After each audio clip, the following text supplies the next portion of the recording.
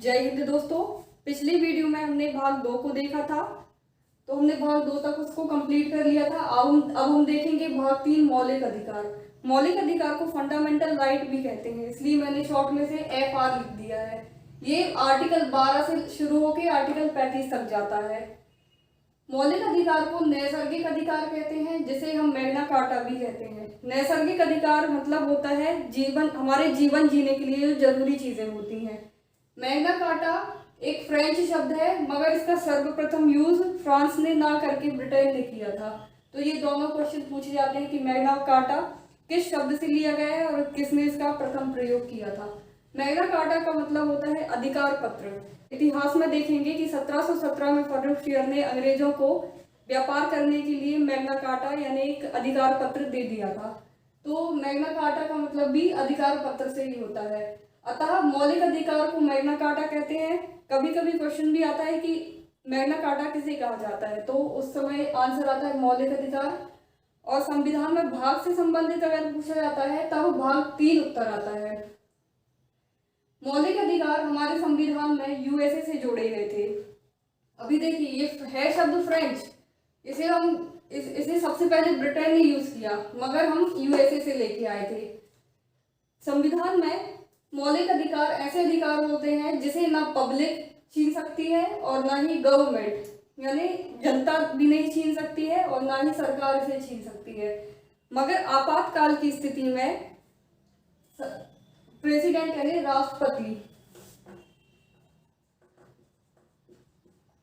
राष्ट्रपति से निलंबित कर सकते हैं। निलंबित का मतलब होता है सस्पेंड करना, यानी कुछ समय के लिए रोक देना।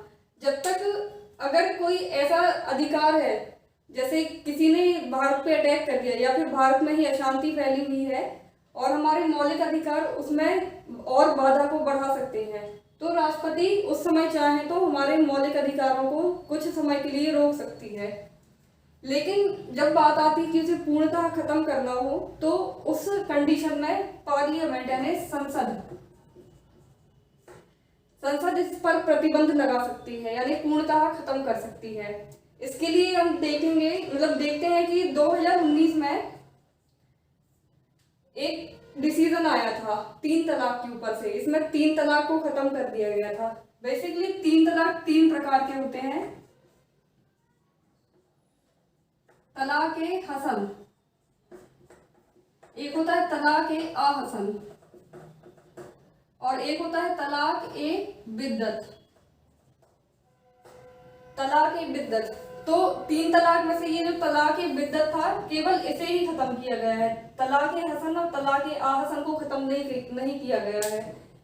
जब हम इतिहास की ओर चलते हैं तो पता चलता है हमें कि मुस्लिम धर्म में तलाक ए हसन और तलाक ए आहसन का शुरू से ही प्रचलन था, मगर तलाक ए बिद्दत बाद में जोड़ा गया था।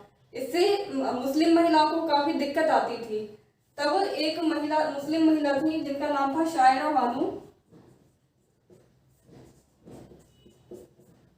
इन्होंने तलाक ए बिद्दत के ऊपर से केस कर दिया था, जिसकी सुनवाई 2019 में कंप्लीट हुई थी और फाइनली इसे रद्द कर दिया गया था। इसमें इंस्टेंट तलाक होता था, बोल के तुरंत ही तलाक हो जाता था, जबकि ये पूरी विधि युक्त होता था। कम से कम 3 महीने का समय होता था।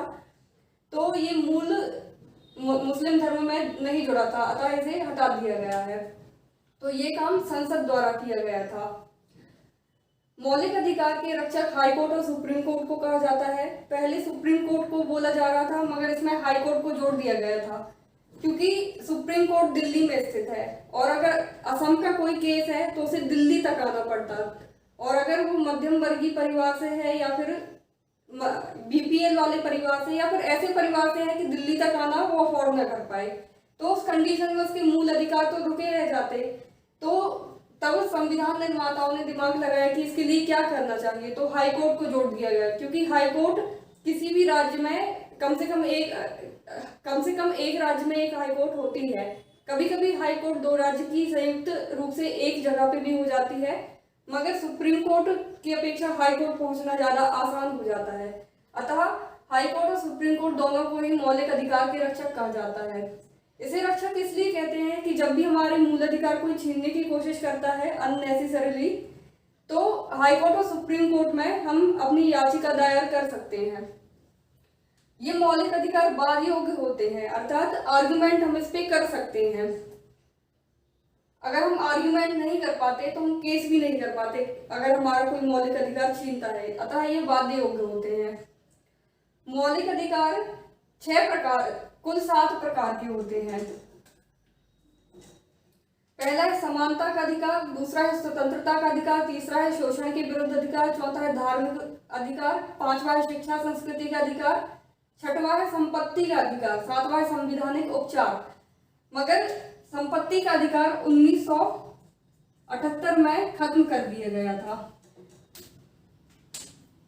जब हमारे प्रधानमंत्री मोरारजी देसाई हुआ करते थे तो उन्होंने इसको खत्म कर दिया था और अतः अभी ये 6 प्रकार के हो जाते हैं। पहले ये 7 प्रकार के थे। प्रश्न दोनों तरीके से पूछा जाता है। मूल संविधान में मौलिक अधिकार कितने प्रकार के होते थे? तो 7 प्रकार के होते हैं, लेकिन वर्तमान कंडीशन का पूछे तो 6 प्रकार के होते हैं। कभी कभी प्रश्न पूछ लिया जाता है कि ऐसा मौलिक अधिकार बताइए जो मौलिक अधिकार नहीं है, तो संपत्ति का अधिकार, इसका सीक्वेंस भी पूछ लिया जाता है, 6वें नंबर पे था। अब मौलिक अधिकार में से संपत्ति के अधिकार को हटा के कानूनी अधिकार के रूप में जोड़ दिया गया है, अतः ये पूर्णतः खत्म नहीं किया गया है, इसका स्थान परिवर्तन हो गया है।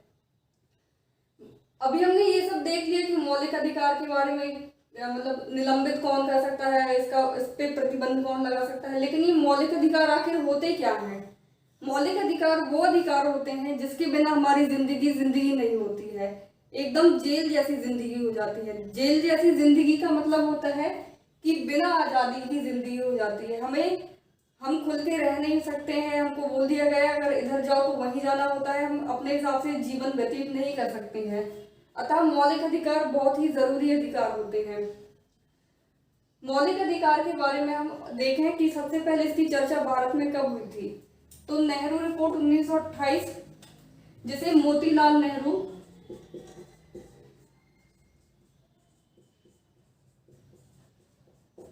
जवाहरलाल जी पहले प्रधानमंत्री के पिताजी मोतीलाल नेहरू जी ने अपनी नेहरू रिपोर्ट में जोड़ा था 1928 में, और दूसरी बार इसकी चर्चा 1931 में कराची अधिवेशन के दौरान की गई थी, जिसकी अध्यक्षता सरदार वल्लभ भाई पटेल द्वारा की गई थी।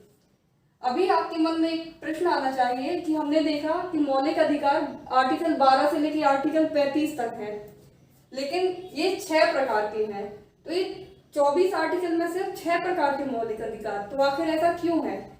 तो इसको हम अगले वीडियो में देखेंगे। आई होप आपको ये वीडियो समझ में आया होगा।